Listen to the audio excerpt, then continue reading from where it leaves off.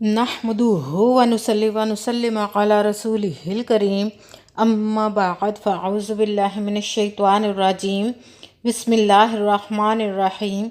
मेरे मुअज़्ज़ज़ सामाईन इकराम, अस्सलामु अलैकुम व रहमतुल्लाहि व बरकातुहू। मैं अपने रब कायनात से ये दुआ करती हूँ कि मेरे जितने भी सुनने वाले हैं, रब कायनात सबको सेहतमंद, तंदुरुस्त और लंबी ज़िंदगी अता फ़रमाए। हम सब के हर मुश्किलों, परेशानियों, तंगदस्तियों में मेरा रब कायनात हमारी मदद अता फ़रमाए। हमें ज़हनी, रूहानी, जिस्मानी अज़ियत और तकलीफ़ और बीमारियों से निजात अता फ़रमाए। हमें ज़हनी और रूहानी सुकून अता फ़रमाए। हमें बीमार दुनिया से बचाकर बीमार मदीना बनाए। और जो हम सब के हक़ों में बेहतर है, मेरा रब कायनात हमारे लिए वो अता फ़रमाए। और जो हमारे हक़ों में बेहतर नहीं, उसका ख्याल भी हम सब के दिलों से निकाल दे और हम सब को अपनी रज़ा पर राज़ी रहने वाला बना दे। आमीन सुमा आमीन। माशाल्लाह से आज ज़िलहज की आखिरी तारीख़ और मुहर्रमुल हराम का चांद नज़र आएगा। नया साल इस्लामिक शुरू हो जाएगा मुहर्रमुल हराम का। आज जब मुहर्रमुल हराम का आप चांद देखें तो देखते ही आपने 7 मरतबा सूरह कौसर का अमल पढ़ना है।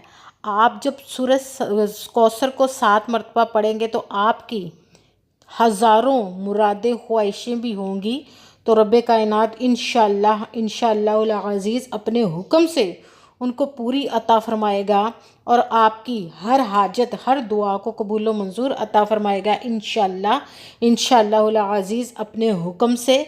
आप इस वजीफ़े को लाजमन जब मुहर्रमुल हराम का चांद आप देख लें या उसकी ख़बर सुने कि मुहर्रम का महीना शुरू हो गया है, चांद नज़र आ गया, तो फ़ौरन आप इस अमल को ज़रूर पढ़िएगा।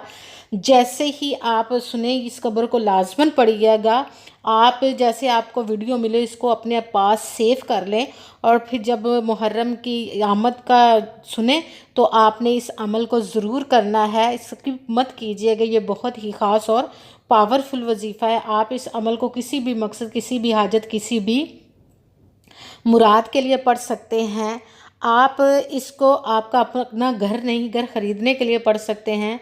आप पर बहुत ज़्यादा कर्ज है, उतरने का सबब नहीं बन रहा, उसके लिए पढ़ सकते हैं। आपके घर में कोई बहुत ज़्यादा बीमार है या आप खुद बीमार हैं, उसके लिए पढ़ सकते हैं। आपकी औलाद नहीं, उसके लिए पढ़ सकते हैं। या आपकी औलाद नाफरमान है, उसके लिए पढ़ सकते हैं। आपके घर में लड़ाई झगड़े रहते हैं, नाचाकी, परेशानी, मुफलसी, गरीबी है, उसके लिए पढ़ सकते हैं। आप मियाँ बीवी में सुलह इत्तफाक मोहब्बत नहीं, आपकी औलाद फरमा बरदार नहीं, उसके लिए पढ़ सकते हैं। आपकी शादी नहीं हो रही या आपके बच्चों की शादियां नहीं हो रही, उसके लिए पढ़ सकते हैं। आपके घर में कोई बहुत ज़्यादा बीमार है या आप खुद बीमार है, उसके लिए पढ़ सकते हैं। आपके पास अच्छी जॉब नहीं, जॉब लेने के लिए पढ़ सकते हैं। आपका अच्छा भला कारोबार चलता हुआ अचानक से बंद हो गया, उसके लिए पढ़ सकते हैं। आपकी ज़िंदगी में, आपके घर में सुकून नहीं, आपके दौलत में, रिज़्क़ में बरकत नहीं, उसके लिए पढ़ सकते हैं। आप पर जादू टूना, हसद, नज़र बद, बंदिश है, उसके लिए पढ़ सकते हैं।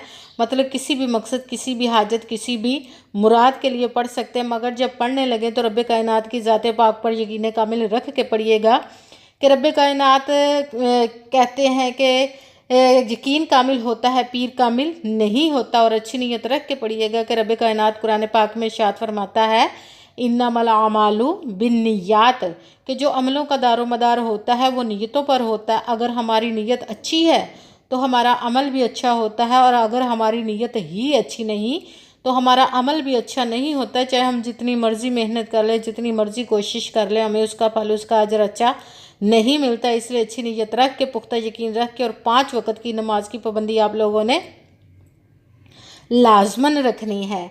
आपने अमल करना, अमल करते दौरान आपके दिल में, जहन में ऐसा वसवसा नहीं आना चाहिए कि हम ये अमल कर रहे हैं, पता नहीं हमारी मुराद पूरी हो या ना हो।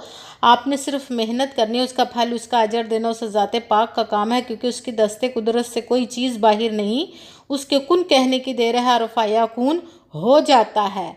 आपने अमल करने के बाद उसके कुन का इंतज़ार करना है। इंशाअल्लाह अज़ीज़ रब कायनात आप पर अपना खुसूसी करम अता फ़रमाएगा। आपने जिस मकसद के लिए की, रब कायनात आपके बंद तालों, तकदीर के बंद तालों को खोल देगा, नसीब के सितारों को चमका देगा और आपकी हर मुराद को जो नेक और जायज़ होंगी इंशाअल्लाह अज़ीज़ अपने हुक्म से पूरा अता फ़रमाएगा। आपको वीडियो अच्छी लगे तो इसको लाइक ज़रूर कीजिएगा और आगे भी शेयर कर दीजिएगा, ताकि किसी दूसरे को हमारी वजह से फ़ायदा पहुँचे तो हमारे लिए सदका जारिया बन जाए। और जो नए हैं इस चैनल पर, इस चैनल को सब्सक्राइब कर लें और बेल आइकन को भी दबा लें ताकि मेरी अगली आने वाली वीडियो आप तक पहुंच सके। अगर कोई मुझसे किसी मसले के बारे में सहारा करवाना चाहते हो, या किसी काम का हिसाब लगवाना चाहते हो, या किसी काम के लिए वजीफ़े को पूछना चाहते हो, या कुरान पाक ऑनलाइन पढ़ना चाहते हैं, या महफिल मिलादुन नबी के लिए बुलवाना चाहते हो, तो व्हाट्सअप का नंबर वीडियो पर चल रहा है, आप लोग मुझसे रब्ता कर सकते हैं। अगर मेरे बहन या भाई मुझसे रब्ता करना चाहते हो तो व्हाट्सअप पर वॉइस मैसेज करके अपना मसला बता सकते हैं। अगर बहनें या माएँ मुझसे रब्ता करना चाहती हो तो व्हाट्सअप पर वॉइस कॉल करके अपना मसला बता सकती हैं, मुझसे बात कर सकती हैं।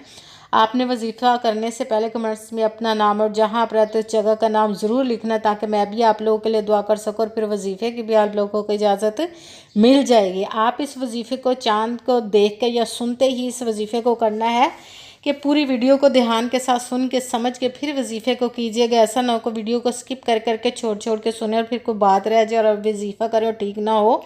आपने किसी अमल में ना तो कम करके पढ़ना, ना ही ज़्यादा बढ़ा कर पढ़ना। अगर कम या ज़्यादा कर दे तो वो हमारा वजीफ़ा ठीक नहीं होता, हमें कामयाबी नहीं मिलती। आपने ध्यान के साथ, तवज्जो के साथ सुन के समझ के फिर वजीफ़े को करना है।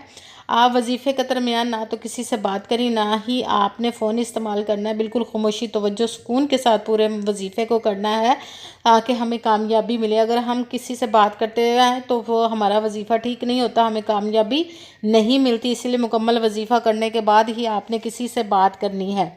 आप इस वजीफ़े को बावज़ू होकर अदा करना है। अगर मगरिब की नमाज के साथ पढ़ रहे हैं या इशा की नमाज के साथ पढ़ रहे हैं तो भी बेहतर है। अगर नमाज के अलावा आप इस वजीफ़े को पढ़ने लगे हैं तो आपने नमाज के साथ पढ़ रहे हैं तो नमाज मुकम्मल करने के बाद, दुआ मांगने के बाद इस अमल को कीजिए। अगर नमाज के अलावा पढ़ रहे हैं तो आपने बावज़ू होकर ऐसी जगह पर बैठकर या खड़े होकर पढ़ना है कि जहाँ पे आपको से कोई बात ना करे, ना आपको बुलाए। आपने खामोशी, तवज्जो, सुकून के साथ पढ़ना है कि सबसे पहले एक मरतबा दुरूद पाक पढ़ना। कोई सा भी दुरूद पाक पढ़ सकते हैं, मगर दुरूद इब्राहिमी जो नमाज में पढ़ा जाता है वो वाला दुरूद पाक एक मरतबा पढ़ ले तो ज़्यादा बेहतर है, वरना कोई सा भी दुरूद पाक आप पढ़ सकते हैं। जब दुरूद पाक एक मरतबा पढ़ लिया तो फिर एक मरतबा आऊज़ु बिल्लाहि मिनश शैतानिर रजीम बिस्मिल्लाहिर्रहमानिर्रहीम पढ़कर जिस मकसद, जिस हाजत के लिए आप इस अमल को करने लगे उसकी नीयत कर लेनी है। फिर आपने सबसे पहले नंबर जो वजीफ़ा पढ़ना है वो रब कायनात के एक किस्म का पढ़ना है, या वहाबू, या वहाबू, या वहाबू। इसको आपने 11 मरतबा 11 टाइम पढ़ना। फिर साथ ही दूसरे नंबर वाला वजीफ़ा शुरू कर दें। कुरान पाक की सबसे छोटी और लाडली ज़िद्दी सूरत जिसको दौलत का पावरफुल वजीफ़ा माना जाता है, बिस्मिल्लाहिर्रहमानिर्रहीम पढ़कर सूरत कौसर पढ़नी है। इन्ना आतैना कल कौसर फसल्लि लिरब्बिका वनहर इन्ना शानिअका हुवल अबतर। बिस्मिल्लाहिर्रहमानिर्रहीम इन्ना आतैना कल कौसर फसल्लि लिरब्बिका वनहर इन्ना शानिअका हुवल अबतर। सूरह कौसर को 7 मरतबा 7 टाइम पढ़ना है। फिर साथ ही पहले कलमे का वजीफ़ा शुरू कर देना है। आपने तीसरे नंबर पर जो पढ़ना, पहला कलमा पढ़ना है, ला इलाहा इल्लल्लाहु मुहम्मदुर रसूलुल्लाह, ला इलाहा इल्लल्लाहु मुहम्मदुर रसूलुल्लाह, ला इलाहा इल्लल्लाहु मुहम्मदुर रसूलुल्लाह। तीसरे नंबर पर जो वजीफ़ा पढ़ना वो आपने पहले कलमे का पढ़ना। पहला कलमा आपने 11 मरतबा 11 टाइम पढ़ना है। सबसे पहले एक मरतबा दुरूद पाक पढ़ा, कोई सा भी पढ़ सकते हैं, और उसके बाद एक मरतबा आऊज़ु बिल्लाहि मिनश शैतानिर रजीम बिस्मिल्लाहिर्रहमानिर्रहीम पढ़कर अपने मकसद की नीयत कर लेनी है। फिर पहले नंबर पर जो वजीफ़ा पढ़ना है वो है रब कायनात के एक किस्म का, या वहाबू। इसको आपने 11 मरतबा 11 टाइम पढ़ना है। फिर साथ ही दूसरे नंबर वाला वजीफ़ा बिस्मिल्लाहिर्रहमानिर्रहीम पढ़कर सूरह कौसर इन्ना आतैना कल कौसर फसल्लि लिरब्बिका वनहर इन्ना शानिअका हुवल अबतर। सूरह कौसर को आपने 7 मरतबा 7 टाइम पढ़ना है। फिर साथ ही तीसरे नंबर वाला वजीफ़ा, पहला कलमा ला इलाहा इल्लल्लाह मुहम्मदुर रसूलुल्लाह। इसको आपने 11 मरतबा 11 टाइम पढ़ना है। फिर साथ ही वही दुरूद पाक पढ़ना जो दुरूद पाक आपने वजीफ़ा शुरू करने से पहले पढ़ा था। जब दुरूद पाक पढ़ लिया, अब आपका वजीफ़ा मुकम्मल हो गया। अब आपने दोनों हाथों को रब्बे कायनात की बारगाह अक़दस में बुलंद कर लेना है और सबसे पहले अपने गुनाहों की बख्शिश की दुआ मांगनी। फिर जिस मकसद जिस हाजत के लिए आपने इस वजीफ़े को किया उसकी खूब दुआ कीजिएगा। दुआओं में मुझे भी याद रखिएगा, मेरे लिए भी दुआ कीजिएगा। जज़ाकल्लाहु खैरा। जिस मकसद जिस हाजत के लिए आपने इस वजीफ़े को किया, रब्बे कायनात अपने हुक्म से, अपने प्यारे महबूब के सदका से, अपने इस कलाम पाक, इस मुबारक के पहले कलमे के सदके और इस प्यारे माह मुबारक जो आज ख़त्म हो रहा है ज़िल हज के सदके और प्यारे प्यारे माह मुबारक मुहर्रमुल हराम के सदके आपकी तमाम नेक और जायज़ हाजात को कबूल व मंजूर अता फ़रमाए। आमीन सुमा आमीन। अस्सलामु अलैकुम व रहमतुल्लाहि व बरकातुहू।